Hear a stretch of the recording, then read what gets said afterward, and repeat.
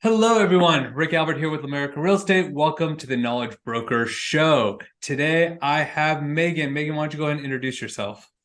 Hi, I am Megan Coon. I am a broker in Utah with Powerhouse Real Estate. Great. And today in the news, over the last about 6 months or so, 60,000 agents are retiring. They're just not renewing their license. They're leaving the market.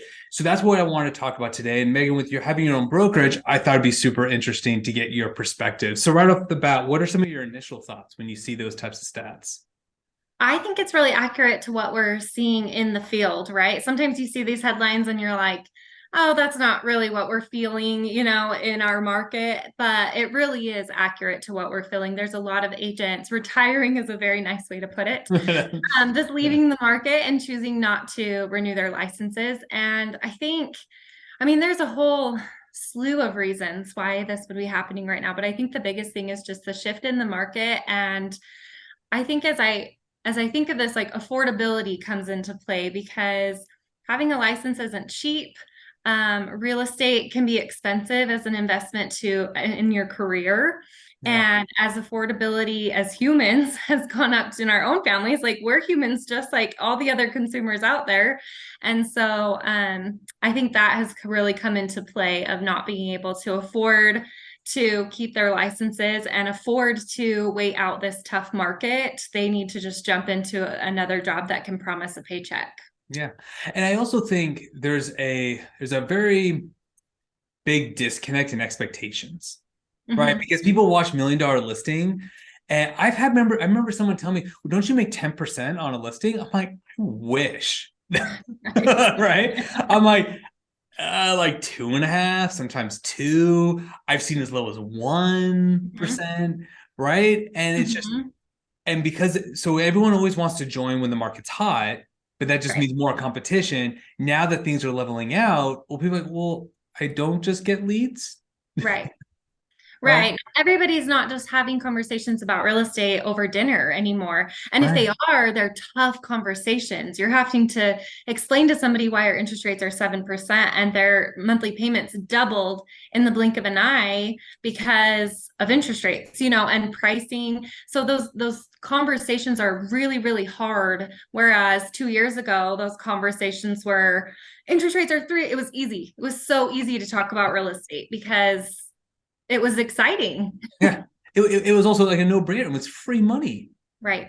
Right. It's like, oh, people are like, the market's going to crash. I'm like, interest rates are 2.5. It's free money. Just You don't have anything to lose. Yeah. yeah. I mean, we're now at the point where our high interest savings accounts are higher than some of these interest rates that people locked in before. It's like, Right. pay off my mortgage. But now yeah, you're right. Interest rates are higher. It's harder for people to sell. Like, where am I going to go where my payments are going to double, triple, quadruple? And it just that forces inventory low. So what conversations are you having with your agents about what's going on? Our agents right now, it's really about the discipline of the business because you really can't have, I've told my agents all year, if I would have worked this hard in the business the last 2 years, I would have sold 100 houses last year, easy. And so it's working that much harder for less of an outcome. But it's really normal in our industry. When I got in this business, this is how it was. I mean, we worked really, really hard and we got the deals as they came in because it's all in who you're talking to, right? If you're talking to the agent that hasn't sold a house this year, they're of course going to tell you this market is horrible and it's way too hard. But if you're talking to an agent that's been in the industry, we know this market, we know that it's different. Then the conversation is going to be very different. It's going to be, well, yeah, you have to work harder, but it's still possible to sell as many houses as you want to sell. It just requires a little bit more effort. Yeah, I agree. I remember 2020, we had the lockdown, so we actually couldn't even show homes. Right. So I was just on the phones doing all sorts of stuff on marketing. And like it was a rough year because we just couldn't show homes. Then 2021 happened, and all the efforts I did in 2020 kind of shifted over, and I'd done tons of business Like, Right. like I was driving between 5 different counties. My wife actually had to be my chauffeur for the day. Right. I love that. So that way I could show a property, write the offer while we're in the car because I knew by the time I get home, I'm working for another 3, 4 hours. Right. You know? And the marketing efforts just didn't have to be there. I mean, we were all so busy just with what those efforts that had built up and with just our sphere and the conversations that we were having in everyday life that the marketing efforts just didn't have to play out. And so we were keeping more money in our pocket because we weren't having to spend it on the marketing, as well as we weren't having to put forth that effort. And now the effort, I mean, we're working the same, right? Because we're not as busy driving around showing houses. However, it's not the immediate rewards that we're seeing. Right. Do you think, and maybe just for your market or even in general, that the decline's going to continue? Do you think more agents are going to leave? Like, I mean, they're Yeah. saying basically 10,000 agents a month, which isn't a ton, Hmm. nationwide at a 1.5, but still, it's Yeah. still substantial. Do you think that's going to continue over the next 12 months, 18 months? I do. I think we're going to continue to see more and more. I think right now it's the early, like, yeah, this is too hard. I'm throwing in the towel. And then you have the people that are like, I'm going to ride this out and see how it goes. But I mean, our market's going to stay like this. Our market isn't going to pick back up like it was. And so then you're going to have people that second shift of, okay, I've stuck it out, but still nothing has come. And so I do think that we are going to see a lot more leaving. Yeah, I tend to agree, right? Because there was a big chunk of them. There was what, about 180,000 new realtors in like 2020, 2021, right? Because Mhm. like, oh my gosh, I can make so much money. And so my guess is those are probably some of the ones that are going to be leaving, Right. Right. right? They never experienced the downturn. They didn't, I mean, I've been in real estate since 2010. I've had my license since 2010, but I didn't really start selling homes till about like 2012, 2013. Hmm. So it's like, okay, I've been able to kind of see when it's been Yeah. hard, when it's been easy. And so it's like, okay, I already know what I'm getting myself into, but not Right. everybody has that.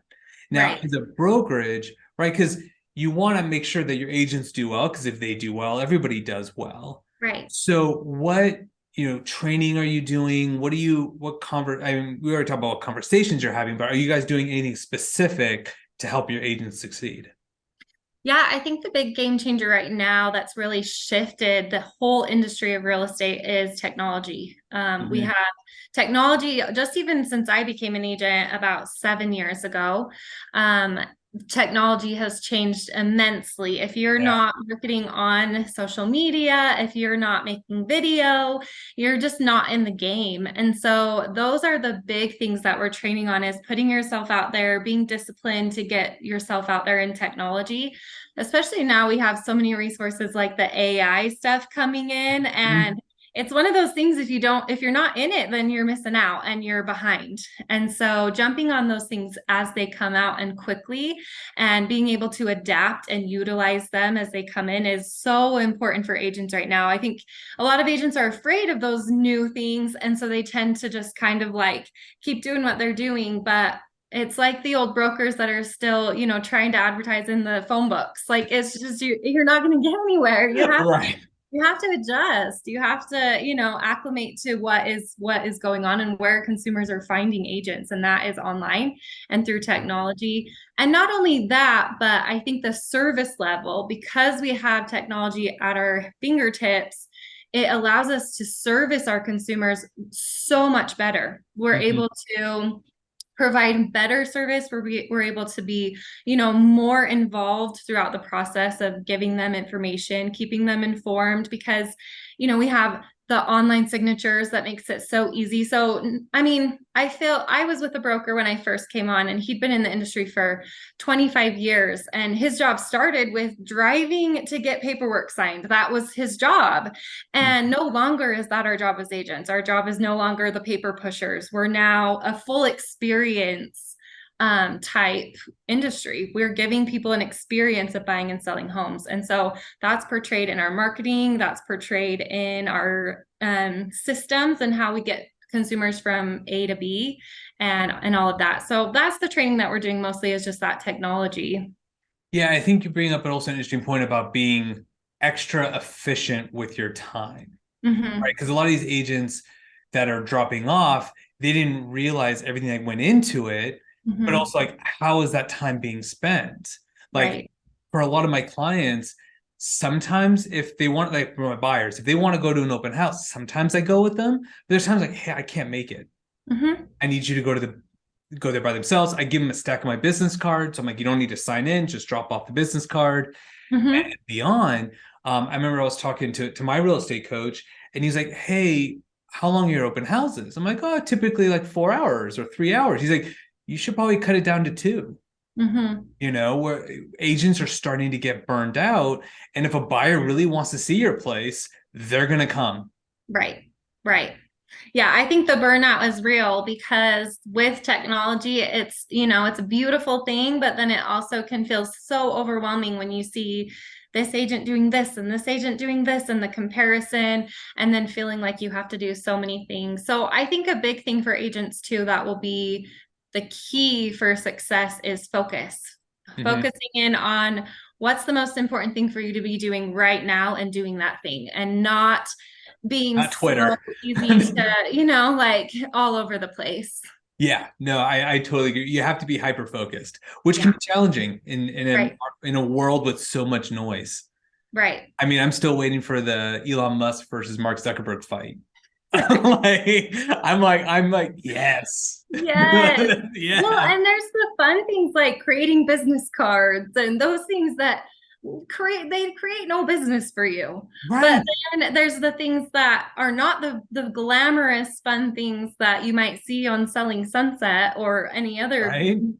show that's out there that we're still doing. We still have to do those things in order to succeed. And it's just about focusing on those tasks that are going to move your business Yeah. forward. Now, I know we're probably a little bit biased, but like for example, I was having dinner with some past clients yesterday and I saw a car drive by and so he had the big stickers on the car and all that. I'm like, this isn't 1980, but cool, whatever floats your boat. I Uh, roll. sorry if you have that. I don't No, I know. don't. I feel the same as you. Yeah, I'm like, that's cool. But he's like, Mhm. oh, I'll list your house for 1%. Yeah. And, when I've talked to people about discount brokers, I was like, well, first of all, I've never met a top producing agent that was a discount broker. No. Um, so my question to you is when we're seeing this drop off, because there's not enough competition, are we going to see some of those agents go away? Do you Yeah. see that kind of happening? I do too. I don't think that discount brokers will be completely eliminated because Right. I think there is a market for them. I think, Mhm. and I'll say this to clients as I meet with them if there's questions, there's definitely the right client for a discount broker. There Agree. definitely is. However, I feel like the normal client that I tend to work with, they prefer the full service. Yeah. And I think that's and I don't think that will ever go away. I don't think that that will ever become it will ever become something that a client feels all clients feel confident in using a discount broker. And I 100% agree. And then even from an agent perspective, I started laughing when I saw it. And I started laughing because I realized he has to do between 2 to 3 times more business than me to get paid the same. Mm-hmm. That sounds crappy. Yeah. Yeah. Like, I'd rather not have to work that hard if I don't have to. Right, right. And I found, I'm sure you've given discounts throughout your career at Mhm. some point here and there, Yeah. occasionally, especially as a newer agent. And I found those are always the transactions that I have the hardest time putting everything into. I know I'm not getting paid what I should for this deal. And so I have a really hard time, going the extra mile for those clients. Yeah. And it might sound really harsh and that might sound bad, but I mean, when I know that I get paid for the work that I do. And so I, want to do a great job for my clients, but I'm going to get, the commission that I am happy with. Right. And because like what I've been also seeing a lot of is agents kind of switching over to leasing, Yeah. right? Because there's just not enough business. But if Mhm. I have a friend of mine that says, hey, I'm looking for a studio for $1,500 a month, I was like, I can't do it. It's not that Yeah. I don't want to, but to your point, like I have almost 3 million in listings right now on the market. I have like another 2 million under because like how I'm doing them a disservice by me helping someone do this. So I always give them the resource, say, hey, here's everything you should do. Right. If you have any questions, let me know. Like, I'm not saying no, but it's just like, yeah, you have to start picking and choosing. And even with these agents where they're like, I'm thinking about quitting, it's like, that's fine, but don't just take any business that comes your way.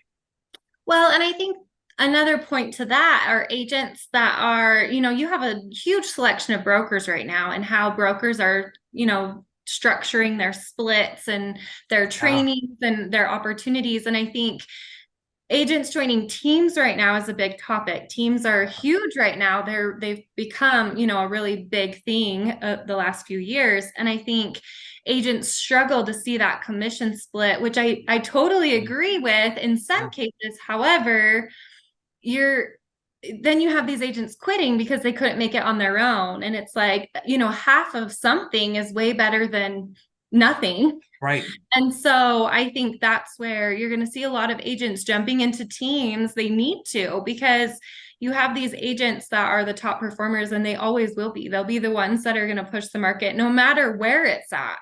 They're Yeah. selling the highest number of houses. And so when you're able to jump on a team and get that one-on-one mentoring, that's way better than chasing the nickels of, I'll do it myself and I'll do leasing, or I'll do, these Yeah. other things over here, when you could get some really, really good resources from someone that, and make, half of the commission, but that's better than nothing. Yeah, and I think you also bring up an interesting point. When people have asked me about joining teams, because I don't have a team yet, Mhm. I always say it's like, well, if I'm going to break into a new market, that's a Mhm. great time to join a team, right? Like in Yeah. Los Angeles, shouldn't bash on other agents. There's a lot of agents out there who are like, oh, I geo farm. Like, oh, this is like Yeah. my farming. In LA, it's not so much about farming as it is price points, Yeah. right? Like there's agents that like I'm not getting a $50 million listing. I would Mhm. gladly take one, Yeah. but like I'm not the right agent. There's Yeah. other agents, but if I wanted to break into that market, that's Hmm. when you start joining those teams. Hey, I want Right. to be in this world. Because then to your point, now you start developing the reputation. You start saying, hey, look, I sold that home, right? I was part of Hmm. that team. Like you start Hmm. developing that reputation. So yeah, I Yeah. think there is a team for, there's reasons for some people to join the teams. Well, and I think even the agents that got in through, the last couple of years, and now maybe they're seeing crickets because now this market has shifted, the conversations are hard, all the reasons we've talked about before. I feel like that's also a great time to jump into a team, because you never learned the fundamentals. Right. If you were a new agent in the last 2 years, you don't have any idea what it's like to be an agent. Right. And so I think even those agents, if you're still seeing success, if you handled everything correctly, then great. But if Mhm. all of a sudden you're at a standstill, then it's a great time to join a team, because then you can learn those fundamentals and how to actually build a business in a market like this. I think, and that's really interesting because I don't know how it is in Utah. Here, the real estate exam is totally useless. Yes. Same. Okay. Yeah, it's like 95% of it you actually don't use.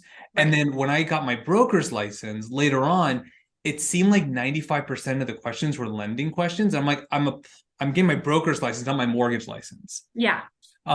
But I was fortunate to have mentors like my broker who have been in the industry for 40 plus years. Hmm. Right. So it's Hmm. more than just, hey, here's how you get business. I had to do a lot of that, with their help and some on my own, but also how to negotiate deals. Right. Yes. Right. That's a So great point. I'm about to close on one where it's a long escrow. We were one of four offers. I just got it for list price out of the four offers. I got them a $43,600 credit. Holy cow. Right. But it was Oh, like, nice. yeah, we're actually having to figure it out because their closing costs don't total that. So part of it has to go towards closing costs, part of it's a price reduction. But either way, these are certain things that agents aren't taught.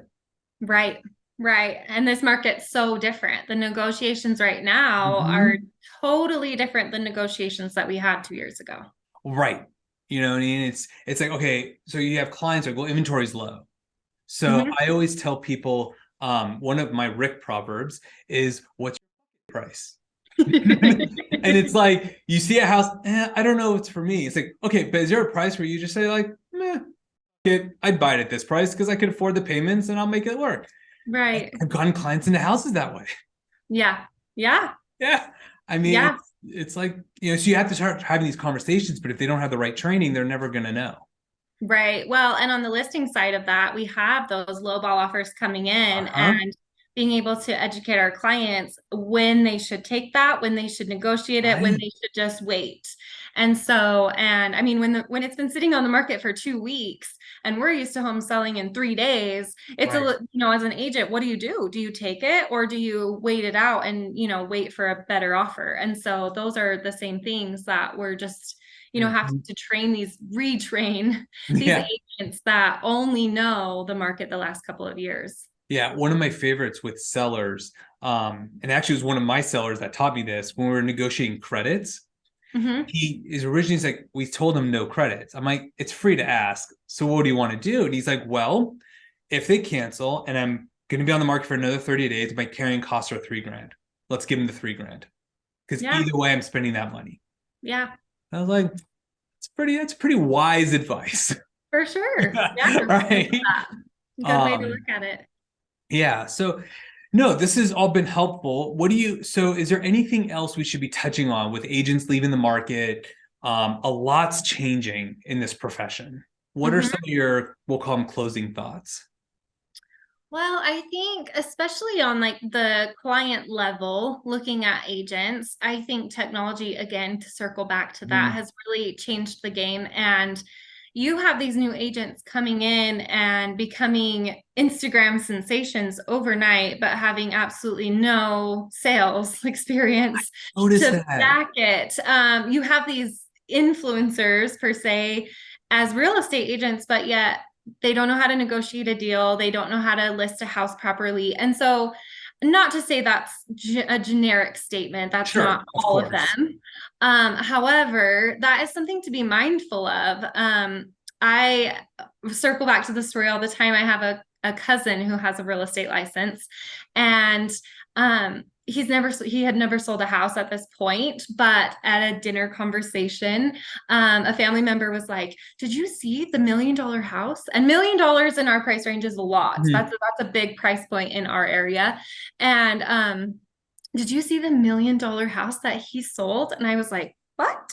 And so I go in, he's never sold a house, but he posted it on Facebook. He posted a listing on Facebook, and instantly they thought he had sold it. And so he didn't portray it. He didn't say he had sold it, but that's their impression. And so that's, I think, what's the biggest driver, I think, for clients right now is to just be mindful of that, you know, it's not always real what you see on social media. And you kind of have to pick and choose, and you have to have conversations with someone before you choose to use them as your agent. Yeah. Have the conversation, grill them, ask them the hard questions. Don't be afraid to do that, because the right agent is going to know the answers, and the right agent is going to, put that forth and give you the effort to make it happen, and not just, circle around it and just make everything look pretty. I always tell clients to ask open-ended questions. Mm-hmm. Don't ask yes or no questions because they'll tell you exactly what you want to hear. Right. Oh, you're Right. gonna do professional photography? Yeah, I'll do professional photography. Mm-hmm. Not like, hey, how are you gonna reach out to all the agents in the neighborhood? Right. So Right. totally agree. This has been a great talk. Thank you so much. How can people Yeah. get a hold of you? I am on Instagram. I'm not an Instagram influencer, but I am on Instagram at the Megan Coon. And then you can put my contact Yep. information in the show notes. That's great. Yeah, absolutely. Well, thank you so much. And thank you everyone for watching. Maybe we'll have this conversation next year and see how things have changed. Yeah, I'd love to. All right. Thanks, Thank you Rick. so Talk to you much. soon.